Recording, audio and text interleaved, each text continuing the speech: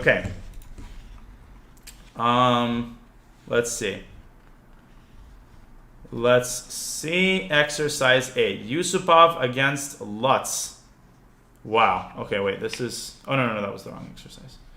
No, it is King D8, King C7. So, closed positions are often the most difficult to play, and unfortunately, you cannot always avoid them. Here, Black needs to organize his forces in the best possible way. The primary concern for Black in this position is to find a safe haven for his king. This is not so easy. Players with prior knowledge of this type of position can probably find some of the ideas, but the initial concept is very difficult to find. First, castling kingside seems very dangerous. White will not find it too difficult to attack the h6, g5 pawn duo in view of the missing dark squared bishop, and Black has little chance of creating active counterplay on the queen side in time. Secondly, castling long would send the king the right way, but at the same time leave the defending pieces on the king side. So the right move, according to him, is king d8, bishop g4, king c7. So I guess it was a question of priorities. To me, the priority was not king safety. I didn't really see how White could generate an attack. But I suppose the point here is that the king is the top priority. So king c7, bishop g4, king c7, rook b1, rook b8, and the game sort of ends in a draw. So let's actually check. No, let's check the engine. I mean, but this is a pretty old book, so that doesn't necessarily mean we are wrong. That doesn't necessarily mean we are wrong. And I have some good news for you. So Knight of Fate is not bad. Yeah, no, it does like king d8 though. I mean, White is better here. White is actually better, but yeah, this is the best idea. And Knight of Fate, I guess we were basically going for an advantage. The problem with Knight of Fate is that White will go a4.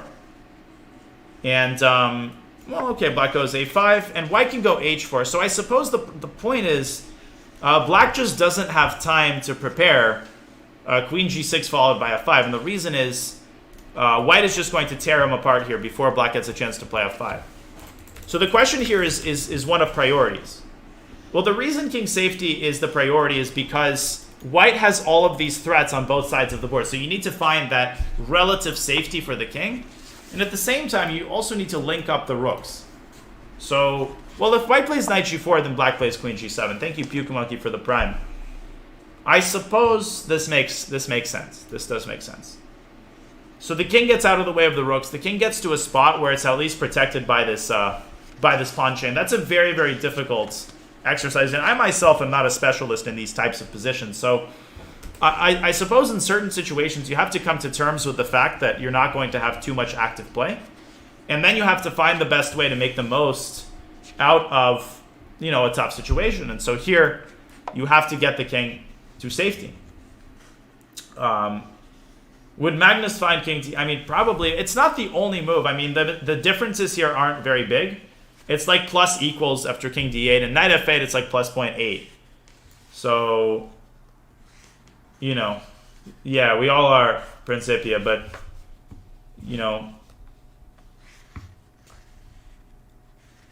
yeah. So the f5 idea does take a while. Yeah, definitely. Definitely. And that's the bottom line issue. The problem is once you move the knight to f8, White is going to go h4, and White's going to tear apart that h file. So that's a very interesting puzzle, very instructive. Closed positions are among the hardest to play. That I agree with. Let's do one last one. Let's do one final problem. And then we might wrap up with some more bullets. Exercise 9, it's going to be White to move in the following endgame.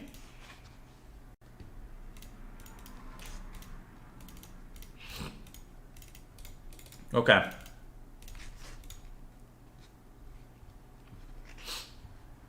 And, excuse me, I want to make it clear that these exercises, it's more really about learning concepts than it is about getting questions right. As you can see, some of these questions are kind of open-ended. The difference between like the best move and the second best move is not terribly vast. So it's more about, filing into your brain the logic that constitutes the best move. That's what you ultimately retain, not necessarily like an individual variation. That's just my opinion. Not trying to justify it, but that's what you're really trying to do here. Okay. This is actually, no, I mean, this is like IM GM level problem, so it's certainly very instructive for me. This is definitely very instructive for me. And I do this on my own. Okay. So white has so it's an endgame, equal pawns. White has the 2 bishops. But what occurs to me is 2 things. First of all, this is a passed pawn.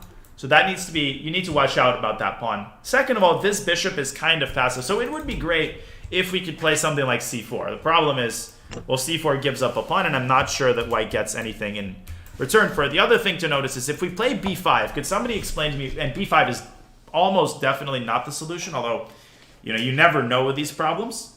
And there is a case to be made for b5, but why don't I like this move intuitively? Why don't I like this move? Knight c5, there's just no need to give this knight such a juicy outpost. Okay, so there have been a couple of moves suggested in the chat. One of them is to centralize the knight with knight d4, and that's definitely an interesting idea. I think it's interesting to try to get the knight over to d6. Certainly something to consider. That's one candidate. Another candidate move is to go bishop b5. Run the bishop here to b5, attack the knight. The problem is that I think black has bishop c6.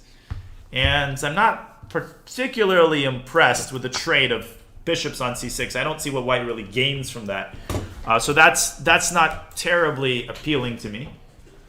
Let's see what other options are available to white here. Let's think for a second. Isn't this a theoretical? I wouldn't know. Yeah, so another move is rook d6, and this one I really kind of do like. Rook b1 is also interesting in c4, yeah, for sure. Rook d6 certainly is interesting, but here's the problem with rook d6. I'm going to take. And if you take, then I'm going to do this.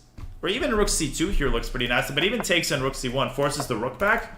And this is just a draw. I definitely feel like white should be going for an edge here. At least in this one.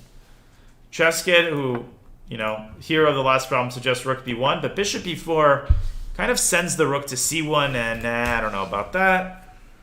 So, let me think for a second. This is actually, again, very, very challenging problems, as you guys can see. The logic here is difficult. The logic here is definitely very, very difficult. Well, you could take on a5 and try to isolate that pawn and attack it. I like the also idea of the doubling the rooks. But somehow it's not that impressive. Black can put his knight on d5. We need to find something just that carries a little bit of a punch. Let's think. Yeah, I thought about knight d2, knight c4, knight d6. But once you get the knight to c4, I am going to have the move bishop a6 in order to pin the knight and win the bishop on e2. So that doesn't seem terribly appealing to me either. So let's think. c4.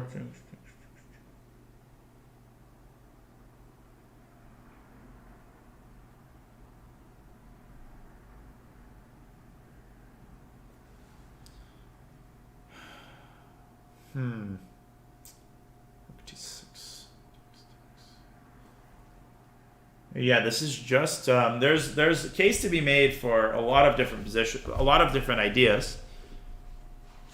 Well,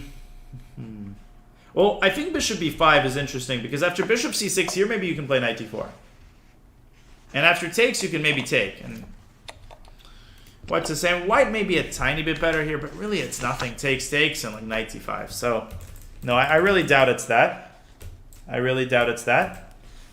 But maybe it's just a very minor improving move. Let me think.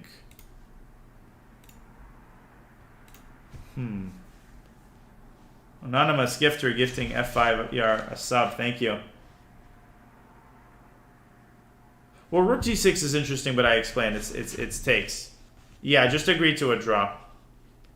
Okay, I'm going to, yeah, I like the idea of going knight d4. I think we should just keep it simple. Honestly, I really wonder what it is. The problem here is that black has knight e5. But I suppose here you can go knight b5 and maybe try to get the knight to d6. So this might be, I think it's not that, but I'm actually very curious what it is. So let's check. Let's go with knight to d4. And it's going to be one of these moves. I'm just curious what the logic is. I'm really curious what the logic is. It also might be takes in c4. Yeah, I mean, it might be c4. But here again, is black really worse here? Black can go knight c5, and off for draw, basically. I really don't see how white gets an advantage in this position. So let's see.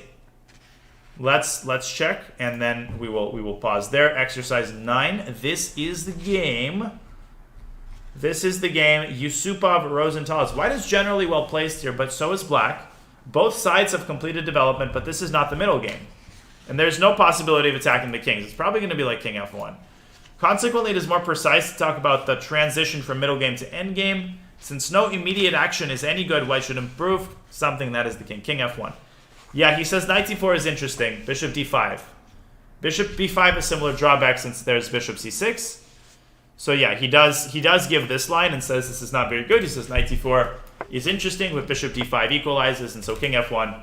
You guys definitely propose this move, and it improves the position. And this is kind of a healthy waiting move. Let's check the engine. Let's see if Stockfish approves of this move. Yeah, just get the king, improve it, and basically toss the ball back into black's court. Amazing. I have some crazy. Okay, knight d2 actually is a very good move. So knight d2 is indeed one of the top moves. It actually, computer likes b5. The computer actually likes the move b5. Wow. And the move knight d4 is equal, and after king f1, it's also equal after bishop d5. So b5. Now, what the hell happens after knight c? Ah. So I think I understood something about this. Here's the thing. The move b5 may create a weakness on c5, but it also creates a weakness on b6. And white goes knight e5 or c4. And somebody mentioned the idea of restricting all of black's pieces with f3 and e4. Then basically all of your pieces are biting on granite. And in fact, white has a huge threat of just going f3, e4, and then knight c4, and really going after that pawn on b6. So what this really shows, I mean, this is a point I've been making in the speedrun, is sometimes you have to give up quite a lot in order to gain a serious positional advantage. Like when you're playing positionally, that involves weighing the pros and cons of every move, and at times you have to give up something like a good square, but create a weakness in return. So it's very hard for black to stop this long-term plan. The computer says that black has to go here. White goes f3. Takes. And actually, bishop takes d1 is a good idea to discourage a4. And after knight fd7, you go c4, and then you try to get this bishop around to c7. So you attack that pawn on b6. That pawn is incredibly weak. That is, thank you so much, Optic Paradox. I appreciate it. That is actually a very deep idea. And of course, that's not given as the solution. So even Augard. Yeah, so that's a move that you sometimes play just because you play it. Or, yeah, that's a very deep comment. Noobs are geniuses. That's a very deep move, b5. So just to recap, the idea here is that you fix the pawn on b6. And even though, yes, the knight gets this square, the knight doesn't have any prospects on c5. It's just sitting there. Augard wanted king f1. It's just sitting there, and black is saddled with this long-term weakness of this pawn. In addition, black has to reckon with this idea of f3, e4. And one of the exercises that I showed Nemo, another $5 from Paragram, thank you. Another exercise that I showed Nemo is precisely this idea of using pawns to restrict the pieces of the opponent. That's a very common technique, particularly in the endgame. So here's that problem. Now I think you guys can appreciate maybe fully the depth of this kind of idea. Okay, so this position, one moment, please. One moment, please. And maybe this was not worth the setup, but this position occurred in English against Steinitz, 1883. And basically, we have this situation where, oh yeah, I should make the board a tiny bit smaller so that the letters fit. Maybe even a tiny bit smaller than that. But basically, we can see here that it seems like an equal position. It seems like maybe black is only slightly better at most, but it turns out that if you look at the knight and the bishop, what they really have access to, the bishop has access to this diagonal, the knight to this square. So of course Steinitz plays b6, and then he plays c5, and he completely restricts completely restricts this knight, which no longer has access to d4, and also restricts the bishop, which no longer has access to the diagonal. So this is a pretty basic idea, but you can see it kind of replicated in that position we looked at, where white has to move the knight around and then play f3, e4. So that is pretty impressive idea in certain positions. And I know that you guys all kind of thought of this pretty quickly. But nonetheless, that's a very instructive idea. Thank you, Shkipe33, for the $5 as well. Steinitz won the game. Steinitz won this game, and rightfully so. He was a very impressive positional player for his time. Okay, but let's pause the training there. We solved a couple of these very tough positional exercises. Well, if the knight jumps back to d2, well, where is it going from there? You can play something like bishop d5, and you can the advantage is, it's not slight. I mean, it's pretty significant, but that's what you have to do when you play positionally, is you do have to accumulate these small advantages. So what you notice here is that the knight is fully restricted. If you go to f3, then perhaps you can consider taking on f3 and ruining white's pawn structure. Or you could stick a rook on d3, much like in that positional exercise. So we can definitely do more, but I feel like this is very high brain activities. So maybe I'll finish with a couple of blitz games before I raid Coach Peter, because I think that positional exercises or high level training needs to be done in relatively short bursts, rather than like forcing yourself to do 15 problems at a time. That's what I always tell my students when I give them difficult problems. It's not about solving 15 problems a day. It's about solving 3 or 4 problems, but really extracting the key lessons from those problems as much as you can. All right.